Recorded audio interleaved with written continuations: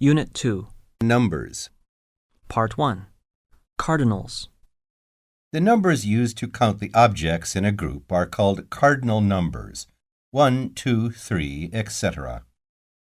1, 2, 3, 4, 5, 6, 7, 8, 9, 10, 11, 12, 13, 14, 15, 16, 17, 18, 19, 20, 30, 40, 50, 60, 70, 80, 90, 21, 32, 43, 54, 65, 76, 87, 98, 99.